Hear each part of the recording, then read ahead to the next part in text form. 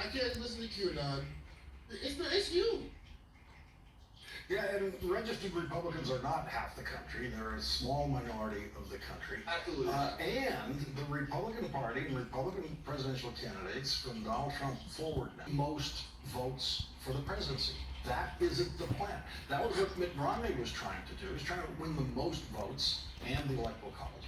Now the plan is nothing other than how do we win the Electoral College, because we know we can never get more votes than the Democratic I didn't mean to do candidate. that. And one way to win the Electoral College is to rig it, is to put our new secretaries of state Wait, why does my in hair the look like this? states that will give us the Electoral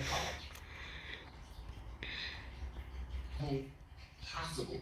They are attacking the people who work at the election, the ballot offices and work elections, and now they don't want to do the job, right? So that's all the way from the bottom, all the way up to the Supreme Court gutting the Civil Rights Act on every single level. And now you have the Supreme Court about to take up a case about whether or not you can shift the responsibility for calling election away from secretaries of state altogether and give it to state legislatures, which are I'm not the one. I'm not the one that did it with the microphone. Oops. In many cases, I think we the restrictive and oppressive voting laws. So on every single level, Republicans are trying to set up a system where they can have minority rule.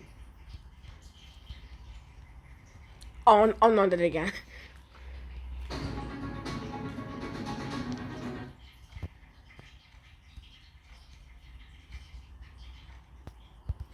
Folks, this is the unscripted part here. This is the Republican Club. Here we go. You right here now. So, where did he go? what's your take on where we are right now? Wait, where did he go? But he left. Right? No, he didn't. You have this sense of the country looking at this. The perpetrator explicitly stating this was racist. His intents were racist. It was fueled by white nationalism. Tara, I'll start with you. How are you assessing this moment inside the GOP?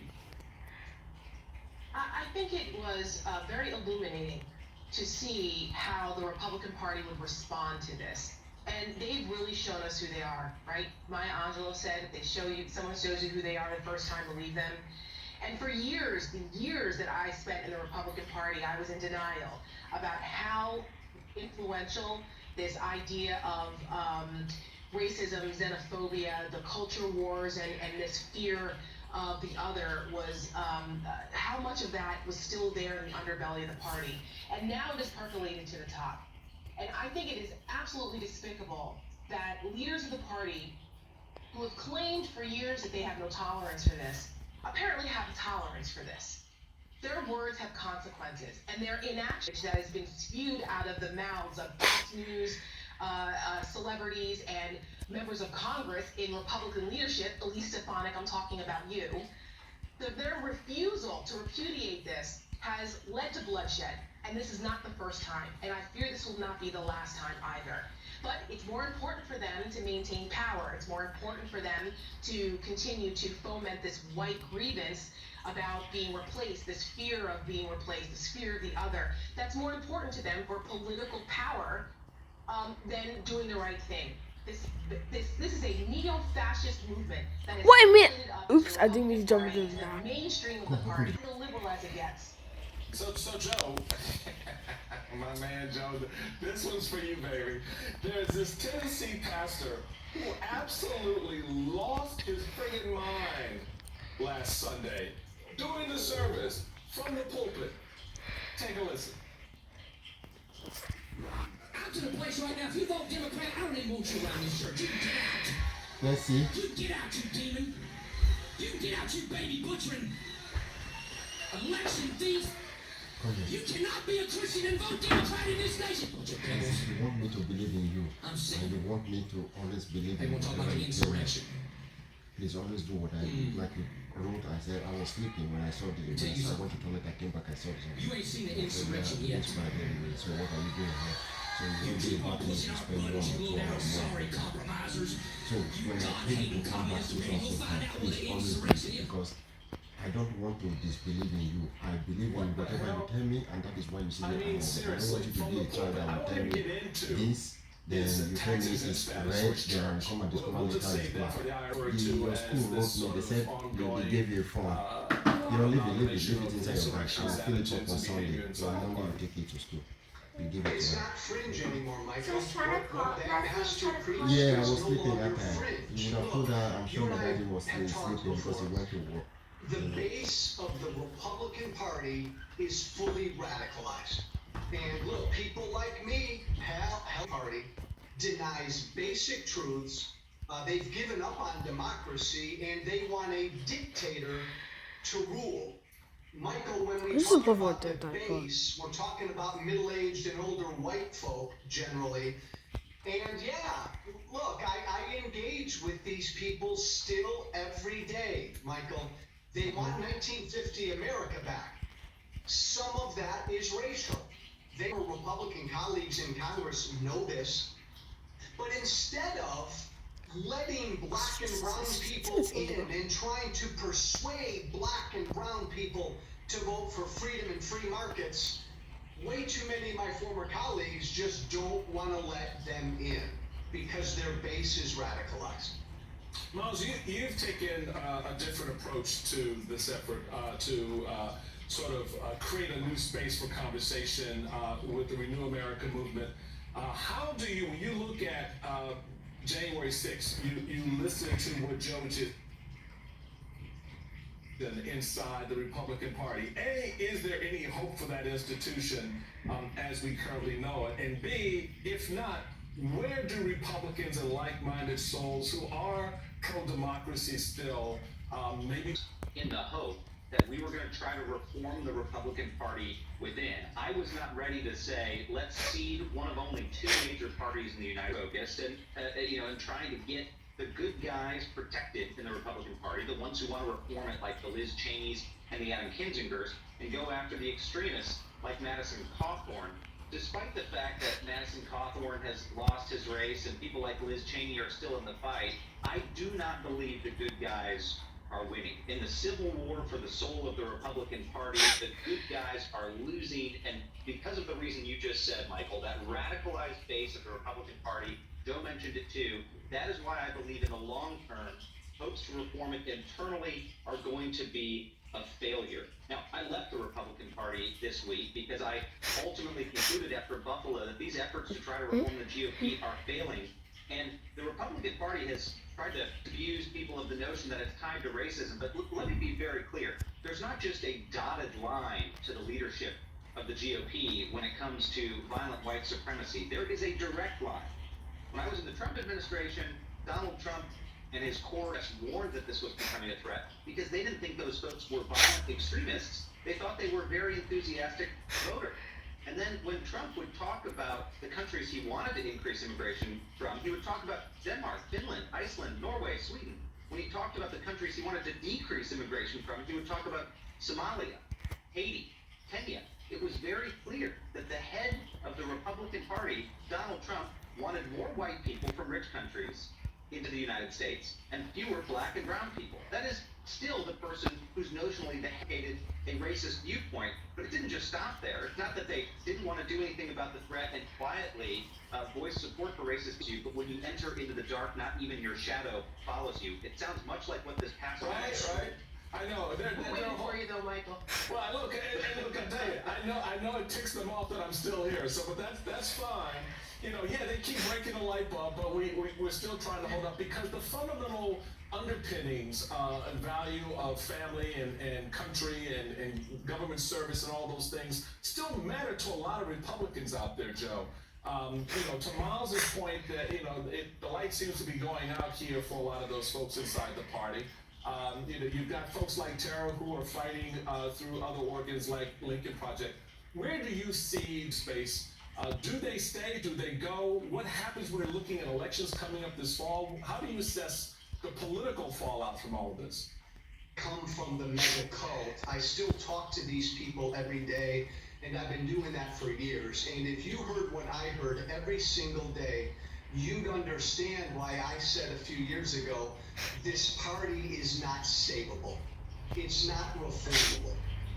It's Trump's party, and it's the party of Trumpism, and there's this breathless dance every primary night, and it will happen again Tuesday night, where, oh, did Trump do good? Did Trump do bad? What do Donald Trump's endorsements mean? That's all a bunch of bull crap. Here's what we know. Every single Republican who wins a primary this year is a bow down in front of Donald Trump Republican. Whether that candidate is endorsed or not. Trump's an idiot.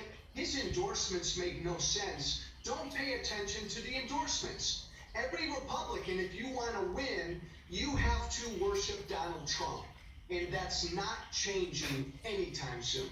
So Tara, on that point, the worship mentality that's infected the party, when you're looking at the leadership of the party, and this is where it really runs off for me, where we know in the Madison Cawthorn situation, if they want you gone, you'll get gone, right? But yet they continue to embrace the thing that's tearing down the party, pushing good Republican conservatives out of the party, let alone moderate to liberal Republicans out of the party.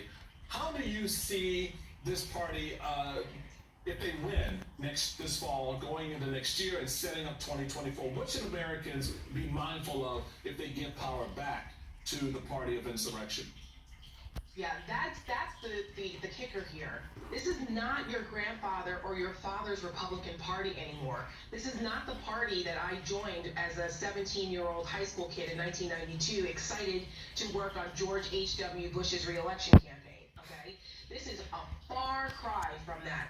And people who are convincing themselves or trying to rationalize that the extremists are the fringe, because they look at a Glenn Youngkin or Ron DeSantis and try to say, oh no, they're not like Donald Trump.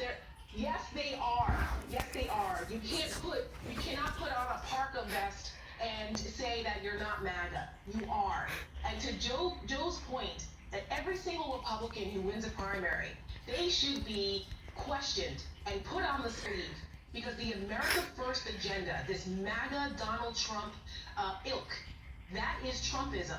That is a neo-fascist populist party that is dangerous to our way of life, our way of life in America. A good enough job of making that contrast and drawing that line, but they need to do that. Do you want an America run by people like Doug Mastriano, who thinks that we should criminalize women who have abortions? Do you want a party that supports preachers like you just showed, that thinks that you're a demon if you support political geniuses, someone who adheres to Leninism and is proud of it? Is that what they want? Because that's where we're going. Do they want an America that looks like 1950 again? I firmly believe that there are more good Americans who are forward-thinking, who are pro-democracy, who are tolerant of pluralistic communities, that are pro-democracy, pro-freedom, pro what we the people actually means. There are more of us than them, but they have to be mobilized, energized, and get out there and vote, because they're under no circumstances can today's Republican Party ever have power again, or else you're going to wake up to a country that you do not recognize. Hey, Michael Steele? Yo, boss, real quick. All four of us are conservatives. None of us went to Hungary this week to worship authoritarianism. That's where today's Republican conservatives are. Well, you just put the pin on that button. Let me tell you, my friend, Tara Setmayer, Joe Walsh, and Miles Taylor, thank you all for coming in. I really do appreciate it, and I may be coming off the porch sooner than you may realize.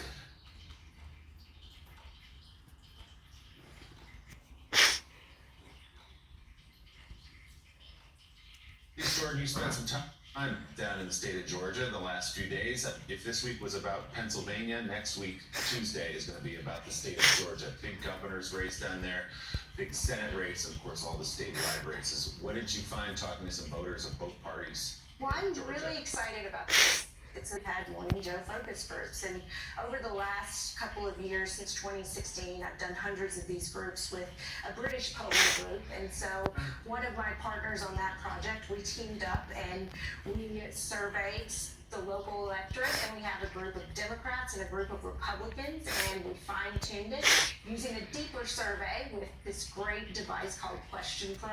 And so then you're going to get to see the result of that. These groups of Democratic voters sitting around talking about their worldview, and then Republican voters. And let's start out now with the Republican voters we talked to in Atlanta, Georgia this weekend. It's a crapshoot right now. I think with all the political, with all the social, we're a laughingstock, I think, unfortunately. Sarah, I see you nodding. I'm embarrassed. I cannot believe who is the head of our country is not the head of our country at all. He's not a leader. He's a puppet. I worry about his mental stability. He hasn't done what he said he was going to do.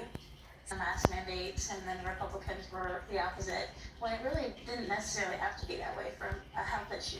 A lot of it started when they started pulling down all the statues, the stuff about removing everything from history, and I think a lot of that started, in my opinion, started splitting it more and more. It was more of a race thing, who's right and who's wrong, and who they want, and to be taking care of their sides. I mean, does anyone really care that headed in the right direction? I am 38 years old. I'll be 39. And up until the last 4 years of my life, I've never been called a racial slur. Now, all of a sudden, individuals are comfortable with doing that. A lot of things are excused that shouldn't be excused. Growing up in New York, I wasn't really exposed to a lot of, racism or anything of that nature. It's down here, I feel like it's kind of everywhere now. You look left and you look right, you don't know who feels what way. I don't think that America is progressing in the way that it should be, and a lot of the times I think that I should leave. It's gotten really divided because people have either not learned or forgotten, or it just feels better not to assess the credibility of stuff. And it just feels good to sit in a group of people like this and say, screw them, screw the other. I don't want to hear what they have to say, and it's really hard to empathize. I think we've just lost that empathy for the other. It's kind of hard to say we're going in the right direction. Because on one end, yes, on another, no. I'm hopeful. In the past 4 years, being in the prior military, I kind of felt like, those folks who came back from the Vietnam War or whatever, and being black and coming back and your country hating. The years that I put in the military, it seems like it was for nothing. To come back and it's like, wow, what did I do? And I saw the Klan flags and, that stuff is very, disrespectful, to people who served or even just regular Americans, And so I just kind of feel, I don't know. Like, sometimes I regret joining the military. I don't even want to call myself a patriot because it seemed like that word was demonized, And now I'm just a veteran, As you sat with them for the totality of that day and you spent a lot of time with voters, there is a disgust, I think, among both sides about the way the country is going for different reasons, but about where we're headed. Well, Republican voters really focus on the dysfunction and on what they see as Joe Biden's mental state, frankly, and what they called his incompetence. And then Democratic voters, especially since our group was reflective of the Atlanta electorate, was primarily African American, and they focused on racial division and how it really impacted their life and how the temperature had gotten raised over the last few years especially, and how they felt that. There were a couple of, more than a couple of really relevant observations that both focus groups made. The Republican focus groups, they want to remove our history. One woman said, talking about statues being taken down. We're a laughingstock. I'm embarrassed. President Biden's mental status, they're referring to that. The Democrats will also, and there's a couple of universals here, especially the woman who talked about being called a racial slur for the first time in her life, and saying, finally now around me, people feel comfortable using it. And again, it gets back to the license of language that many people hear on cable TV talking about things like the replacement theory and feeling free to use that language on the sidewalk.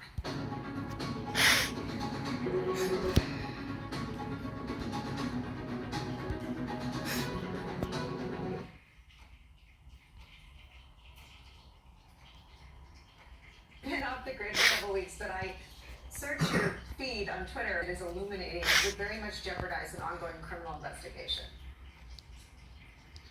Yeah, there's no question that that was not going to happen when all of this to-do about the affidavit came out. There was no way that it was going to be fully released. That is, there was a concern about the classified information that was in there. There was concern about the ongoing criminal investigation, a concern about the identifying of witnesses, and everything that's happened since the search certainly raises concern about those witnesses and retaliation and interference with future witnesses. So that wasn't going to happen. Where DOJ was sort of at its weakest in its papers was that it only in a footnote said, by the way,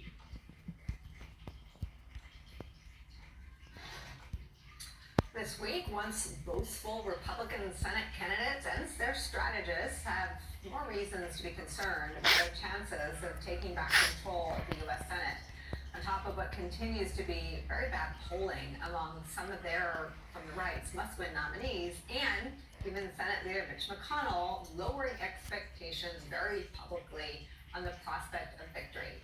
There's now this, a cash crunch. Republican Senate campaigns now have less than half the cash on hand. The ads booked for about $10 million in the key states of Pennsylvania, Wisconsin, and Arizona. A national Republican consultant working on Senate races tells the Post this, quote, if they were a corporation, the CEO would be fired and investigated. The way this money has been earned and squandered, it's a rip-off about themselves, attending better something. Or maybe it's nominating Blake Masters, Dr. Oz, Marco Rubio, Herschel Walker, and Ron Johnson, and JD. I think women in violent marriages should enjoy them for the kids' sake. Vance. I don't know. Yeah, Nicole, I mean, in the end, candidate quality, which is exactly what Mitch McConnell bemoaned, is what's ultimately going to decide a lot of these races. And as you've seen and as you've talked about in this article demonstrates, these are candidates that aren't performing well in the stump. By and large, some of them are dodging debates. They're not raising money like they should be. And that money is not going to the ads that should be communicating their message. Campaign committees and super PACs can certainly help, but the lowest unit cost for an ad is through a campaign committee. And if these candidates aren't doing what they need to do, you're essentially paying a lot more money to communicate with voters than you otherwise would. And I think Democrats in a lot of these races, Raphael Warnock, we've seen itself with the insurrectionist and the insurrection change the landscape in a way that a lot of people didn't think it would on and around January 6th. Yeah, I think, and you see this in the new NBC News poll, that democracy has crept up to be the top concern among voters in polls. And I think while some thought this was a bit of an esoteric issue and wouldn't move voters, I certainly was among some of them, particularly when inflation was a much higher issue. It still remains salient. But I think as you've seen more and more campaigns in Arizona, gubernatorial races in Michigan, congressional races in Wyoming, the airwaves and the newswaves have really been flooded with examples of people denying elections, something that quite frankly feels removed anymore, because candidate after candidate, nominee after nominee, is going through the process and proclaiming that the race for president in 2020 was stolen. And so all of a sudden, it's become more real